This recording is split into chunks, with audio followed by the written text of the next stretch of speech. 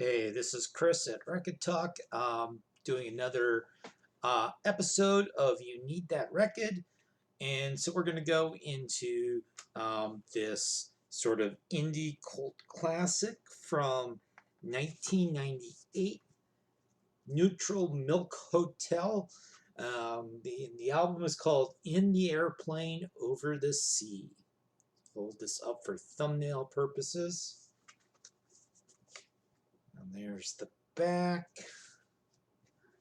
And it's a cool gatefold. So nice and old timey looking. And so this is the second, and at this point, the last full length album from Neutral Milk Hotel. Likely that'll continue that way. They had a couple EPs and a couple singles, so a very limited output. The main guy behind Neutral Milk Hotel is Jeff Mangum from Missouri. Sorry, not Missouri, Louisiana. He's listed, and so there's tons of different instruments on this. Everyone's playing multiple instruments. These guitars, voice, organ, floor tom, bowed fuzz bass, tapes, and shortwave radio. Then Jeremy Barnes was on drums and organ. Scott Spillane, trumpet, flugelhorn, trombone, euphonium, so all kinds of different horns. Julian Coster, Wandering Genie, The Singing Saw, bowed banjo, accordion, and white noise.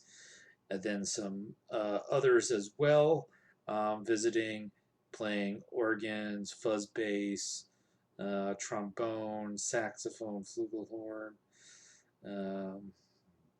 pipes, zanzithophone, I don't even know what that is. But anyway, so this album didn't get a lot of attention when it came out. I mean, alternative was pretty much over by 98. The world was getting back. There was like the watered down mainstream alternative. New metal was coming in. Pop music was coming back in a big way. This has kind of become a cult classic over the years. Sort of your indie credentials kind of can go on. Do you know Neutral Milk Hotel? Do you like their album?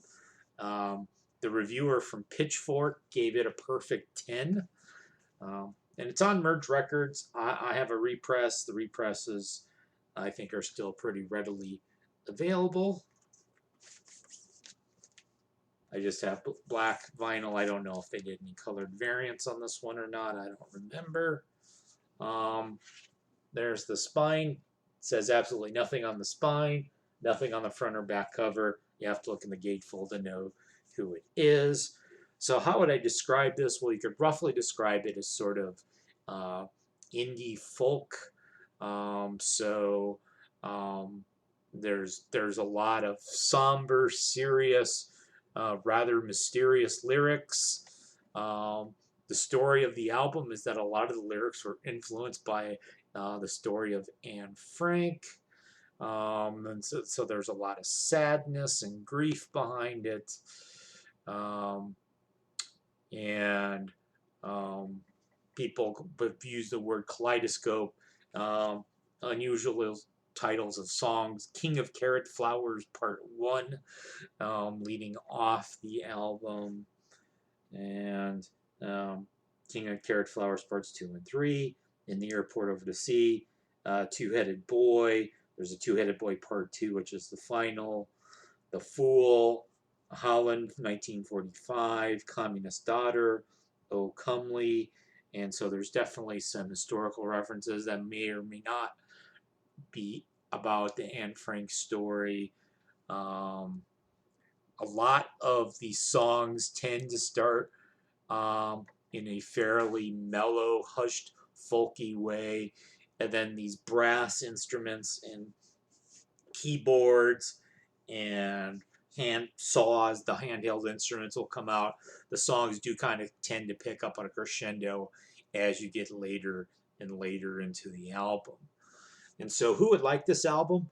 If you're into your quirkier singer-songwriters, I think you would like this. You could give this a try.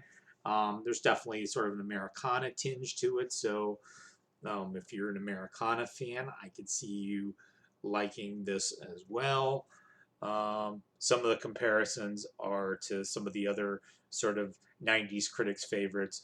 My Bloody Valentine Loveless doesn't sound anything like that. Radiohead's OK Computer, Pavement Slanted and Enchanted. I could see if being a Pavement fan or even a Radiohead fan, you might like this.